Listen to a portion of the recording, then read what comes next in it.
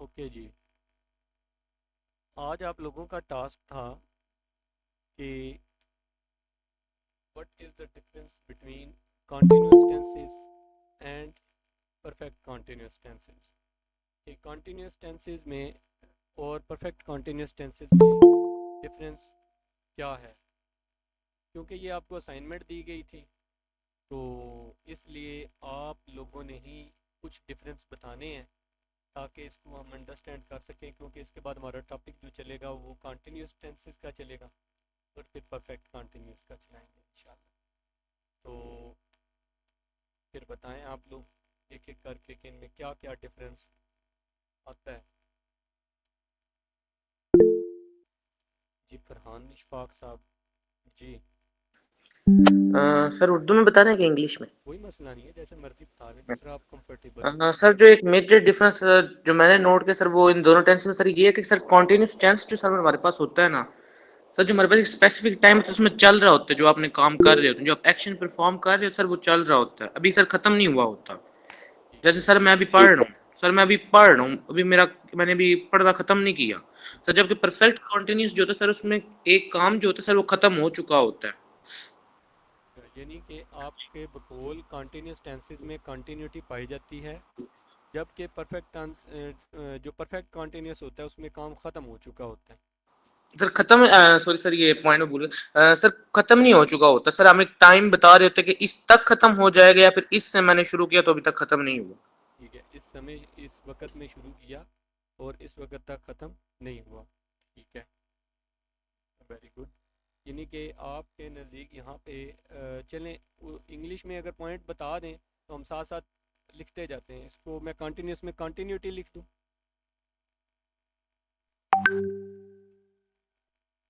और यहाँ पे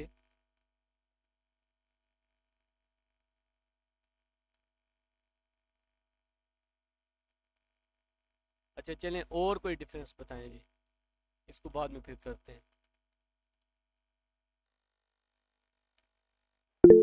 जी रामीन बेटा। हेल्पिंग वर्ब में इज एम आर और वाज पर आ जाएगा और is will be. Is am और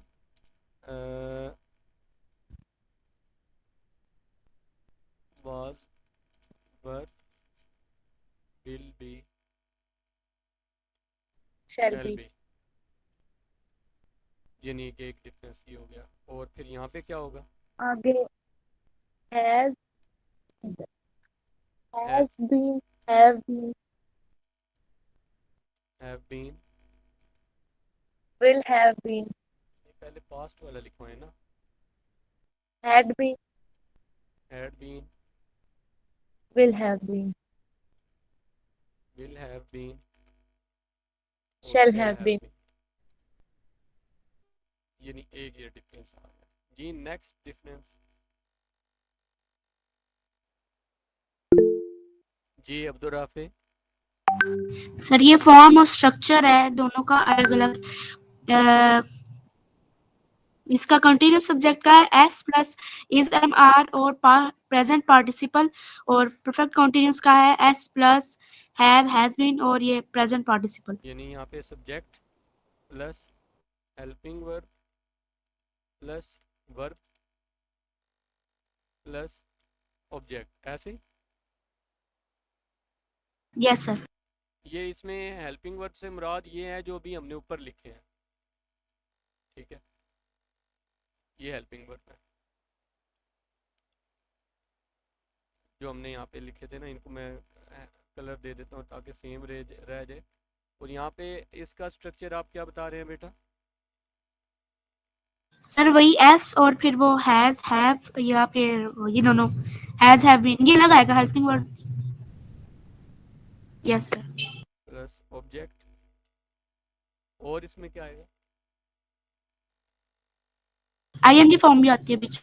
नहीं, वो तो आईएनजी फॉर्म यहाँ पे आ गई ना। Sir since for.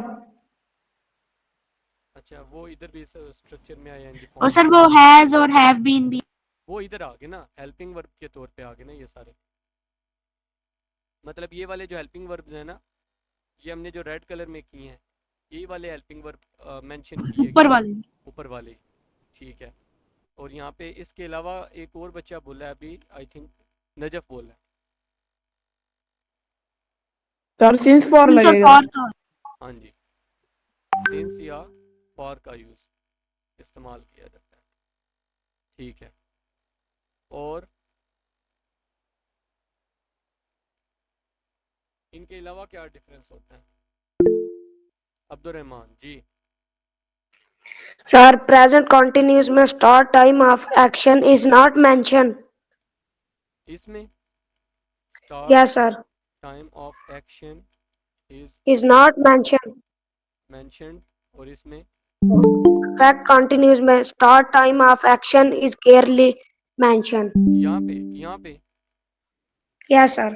Starting time of action is clearly mentioned. Mentioned. Very good यार, अच्छा पॉइंट निकाले। ये फरहान आप वाला ही पॉइंट था ना?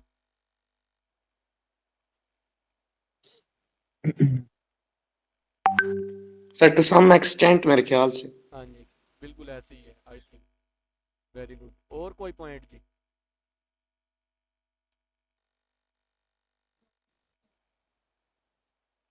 यार इतने ढेर सारे माशाल्लाह बच्चे हैं, कुछ पॉइंट बताएं आपने। वो काफ़ी चीज़ें डिस्कस की हैं।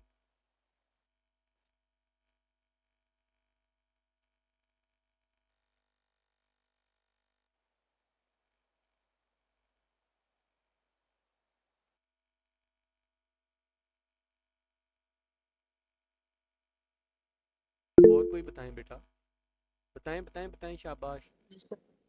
सर ये एम्फसाइज अलग अलग चीज़ों को करते हैं।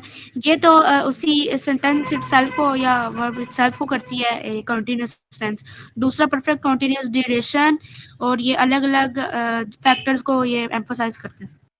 ठीक हो गया जी। नेक्स्ट पॉइंट कोई और बच्चा?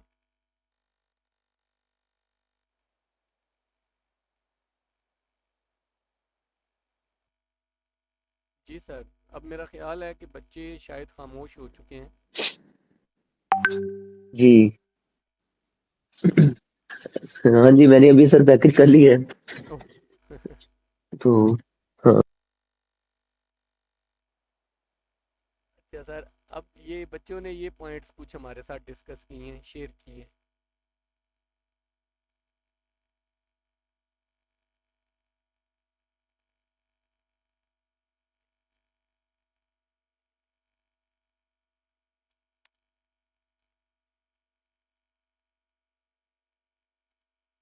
Sir are you there right now? Yes sir, I am here. मैं ये कह रहा हूँ कि इसमें फिर कॉन्टिन्यूअस का मतलब जो हेल्पिंग वर्ब का फर्क बताया बच्चों ने, जी। स्ट्रक्चर का फर्क बताया है, हम्म, तो मेरे हिसाब से मेन फिर जो बच्चों ने पॉइंट बताया ना, वो ये बताया है स्टार्ट टाइम ऑफ एक्शन। ये वाला एक कुछ ना हट गया थोड़ा, मतलब जो कर लेके जो हमें चाहिए था। हाँ ये सर लिख रहे हैं।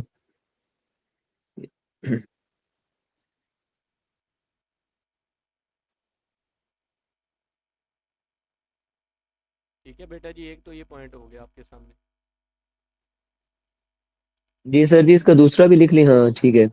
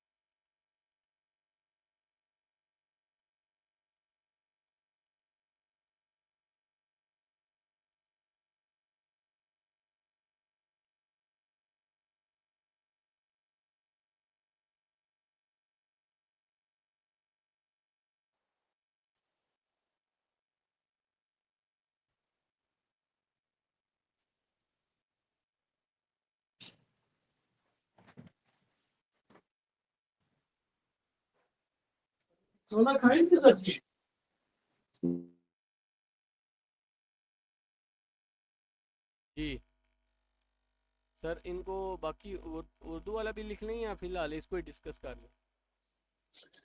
सर जी इसको डिस्कस करते हैं, उसके बाद फिर उर्दू वाला साथ मेंशन कर लेते हैं। जी जी। अस्सलाम वालेकुम स्टूडेंट्स। अच्छा बेटा, जो ऊपर ये जो लास्ट पॉइंट था, ये मतलब start of time action, starting time of action is not mention, ये कोई थोड़ा सा ना रेलिवेंट था जो ऊपर, बाकी तो हमें फिर स्ट्रक्चर्स वगैरह का और हेल्प वर्ब के डिफरेंस का तो पता चल ही जाता है। तो ये एक्चुअली हमने कुछ पॉइंट सर फैज ने और मैंने जो थोड़े डिस्कस किए और हमें वाज़ेह जो फर्क नजर आया ना स्ट्रक्चर से हट के, वो ये फर्क था कि जब हम कोई बात क्रिएटिव टॉपिक लिख रहे हैं या कहीं पे लिख रहे हैं, कहीं हमने यूज करना हो खुद से, तो हम क्या करेंगे? क्योंकि आपके पास सेंटेंस दिए हुए हो फिर तो हमें चलो कुछ आइडिया हो जाता है आइडेंटिफिकेशन से। आप लोगों के माइंड में अगर आपने कोई रीडिंग किया, कोई एक्स्ट्रा पॉइंट है तो आपने साथ मेंशन कर देना अगर कोई याद आ जाए तो। इसमें देखिए जो सिंपल कंटिन्यूअस जितने भी टेंसेस है ना, for simple continuous tenses we talk about a specific time. इसका पहला मतलब इस सारे का निचोड़ एक ही चीज है कि हम किसके बारे में बात करेंगे, किसी स्पेसिफिक टाइम के बारे में। स्पेसिफिक टाइम क्या है? मतलब देखें, अगर हम प्रेजेंट कंटिन्यूअस की बात करें तो ये जो सेकंड, ये जो लम्हा, ये जो अभी पॉइंट चल रहा है, इसी एक पॉइंट की बात होगी। मैं खाना खा रहा हूँ, वो क्रिकेट खेल रहे हैं, वो हमारा इंतजार कर रहे हैं, वो काम लिख रहे हैं, किसकी बात हो रही है? ये जो अभी सेकंड जा रहा है ना, इसी एक सेकंड की। समझ आ रही है ना इस चीज की? अगर past continuous, simple past continuous की बात करें, बेशक हम टाइम मेंशन ना करें, लेकिन हम वो जैसे होता है ना अंडरस्टूड, माइंड के अंदर टाइम लाजमी होता है। जैसा कि वो कल खेल रहा था, अगर मैं ये कहूंगा कि वो कल खेल रहा था, इट डजेंट मीन कि वो कल सारे दिन से ही खेल रहा था। उसका मतलब वो जो मैं आपको अंडरस्टूड बता रहा हूँ, उसका मतलब ये होगा कि वो कल किसी एक स्पेसिफिक पॉइंट पे खेल रहा था, कल किसी स्पेसिफिक टाइम पे खेल रहा था। मसलन वो कल खेल रहा था, इसका मतलब हो सकता है कि मैंने जब उसे कॉल की उस वक्त वो खेल रहा था, मैंने उसे बुलाया था तो वो खेल रहा था, जब उसके घर मेहमान आए तो वो खेल रहा था। मतलब आप ये समझ आ रही होगी आपको मैं क्या कहना चाह रहा हूँ कि जब हम पास्ट के बारे में बात करें, वो काम कर रहे थे, वो पढ़ रहे थे, तो वो एक पॉइंट की बात होगी। वो कल 9 बजे पढ़ रहे थे, 9:50 पे पढ़ रहे थे। वो कल जब उसका मोबाइल बजा उस वक्त पढ़ रहे थे, उस एक पॉइंट पे। जब किसी ने उसको बुलाया उस वक्त पढ़ रहे थे, जब हमने उनको देखा उस वक्त पढ़ रहे थे। ठीक है। अगर इसी तरह हम फ्यूचर की बात करें तो फ्यूचर में अगेन यही है कि आने वाले वक्त में जो काम किसी एक स्पेसिफिक पॉइंट पे जारी होगा, जैसे वो कल खेल रहे होंगे, हम सारे दिन की बात नहीं कर रहे, वो कल 10 बजे बेशक हम टाइम नहीं बता रहे लेकिन हमारे माइंड में होगा लाजमी। जैसे सर आप कल 5 बजे क्या कर रहे होंगे? मैं 5 बजे पढ़ा रहा हूँ। मैं अगर सिंपली मतलब सर आप कल क्या कर रहे होंगे? मैं पढ़ा रहा हूँ, इसका मतलब मैं किसी स्पेसिफिक टाइम की बात करूंगा। यहाँ तक अगर किसी को समझ नहीं आई तो काइंडली हैंड रेज करें या क्वेश्चन लिखें या बोल के बता दें काइंडली, जिसे सिंपल कंटिन्यूअस टेंसेस की समझ नहीं आई।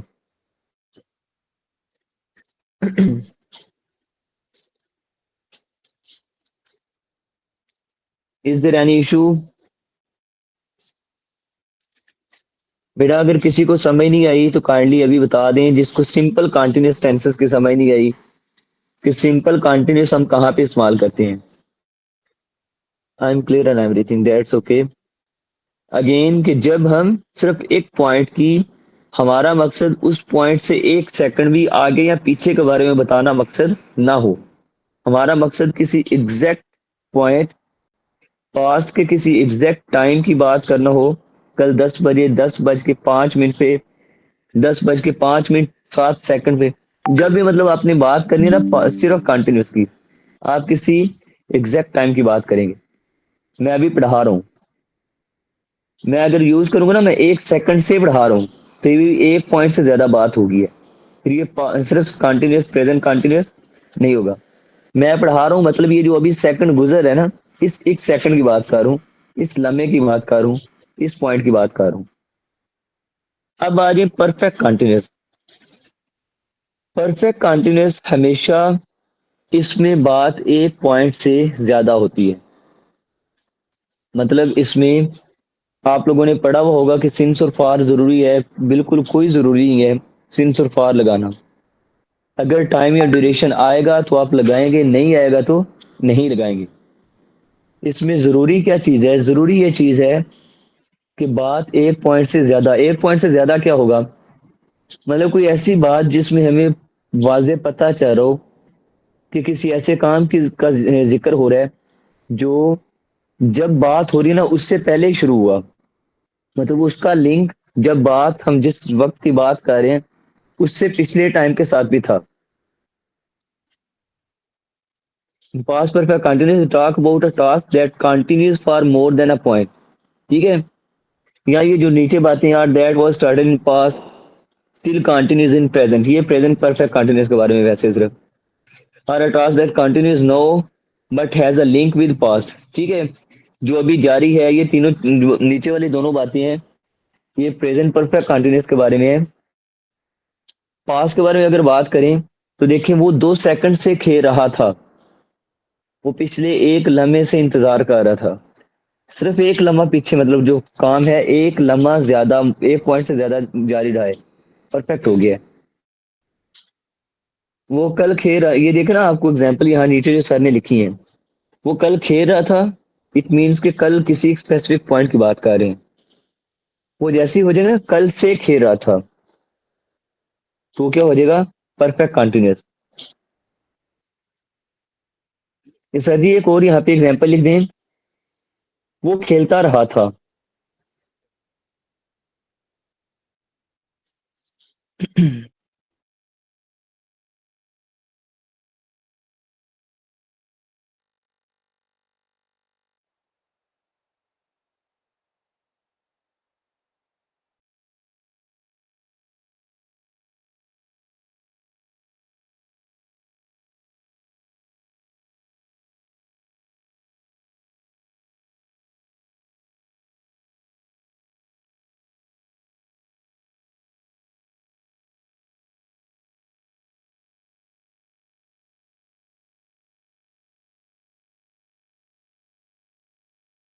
Yes, sir.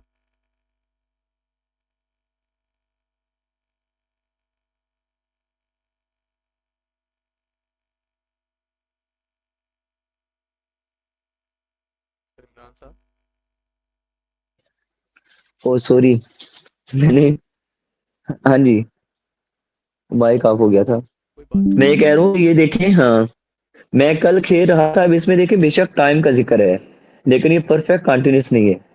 मैं जब कहूंगा ना मैं कल खेल रहा था, इट मीन्स के कल किसी एक पॉइंट की बात होगी, कल दोपहर को, कल शाम को, कल दिन को। मैं खेलता रहा था, इसमें कोई टाइम या ड्यूरेशन सिंस और फार का यूज नहीं है, लेकिन ये परफेक्ट कंटिन्यूस टेंस है। किस वजह से? क्योंकि ये सेंस इसमें समझे ना, सेंटेंस बोलते हुए पता चलता है मैं खेलता रहा था, बात एक पॉइंट से ज्यादा देर जारी रही है। मैं खेलता रहा था मीन कि एक पॉइंट की बात नहीं कर रहा, मैं कल खेल रहा था, परसों खेल रहा था। एक पॉइंट से ज्यादा देर, ड्यूरेशन इसकी ज्यादा है। अगर मैं अपने बारे में कहता हूँ, मैं पढ़ा रहा हूँ, ये प्रेजेंट कंटिन्यूस। मैं पढ़ा रहा था, पास्ट कंटिन्यूस। मैं पढ़ाता रहा था, ज्यादा देर पढ़ाता रहा हूँ, एक पॉइंट से ज्यादा देर, तो परफेक्ट कंटिन्यूस हो जाएगा। अब इसके साथ ये आइडेंटिफिकेशन लिख लें, उससे मजीद इनको ना कुछ चीजें उम्मीद है क्लियर हो जाएंगी, वही करवा के तो उसके बाद फिर आज की क्लास एंड कर लेते हैं। मैं साथ वो चले लिख लें। मेरा ख्याल है आइडेंटिफिकेशन ना इनकी स्पेसिफिक टेंसेस में लिखी जाए तो बेहतर है।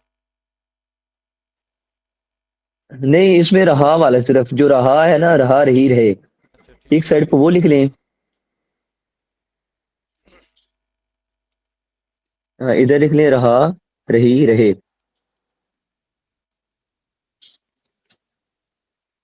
इधर लिख लें रहा रही रहे। चले ये लिख लें पहले, ता रहा, ती रही, ते रहे, या अच्छा, फिर है था होगा आएगा तो टेंस हाँ चेंज वो हो जाएगा ना। जी, साथ साथ एक और भी लिख लें, या फिर नीचे वाली लाइन पे बेशक किसी के लिख लें, उसे परफेक्ट कंटिन्यूअस में, या फिर रहा रही रहे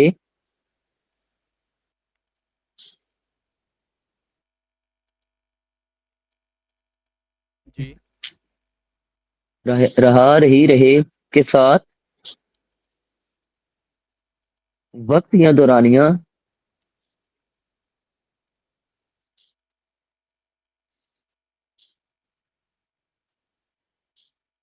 दौरानिया आए, चले ठीक है, का आना, और उसके साथ से का लफ्ज आना।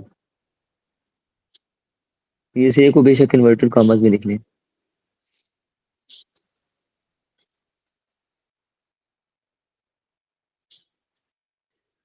अच्छा बेटा, ये अब देखें आपके सामने दो आइडेंटिफिकेशन आ रही हैं। अगर सिंपली आ जाता ना रहा रही रहे, उसके साथ बेशक टाइम या ड्यूरेशन आ जाए, और उस टाइम या ड्यूरेशन के साथ से का लफ्ज जब तक नहीं आएगा वो परफेक्ट कंटिन्यूअस नहीं होगा। जैसे मैं कल खेल रहा था, मैं 3 घंटे पहले पढ़ रहा था, मैं 3 घंटे पहले पढ़ रहा था, I was studying 3 hours ago.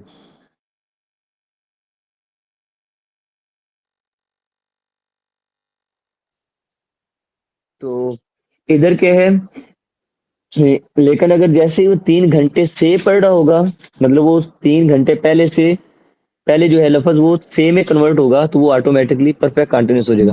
उसमें अब फर्क भी समझ लें, मैं 3 घंटे पहले पढ़ रहा था, एक पॉइंट की बात है, मैं 3 घंटे से आ गया, तो इट मीन्स के बात एक पॉइंट से ज्यादा होगी है।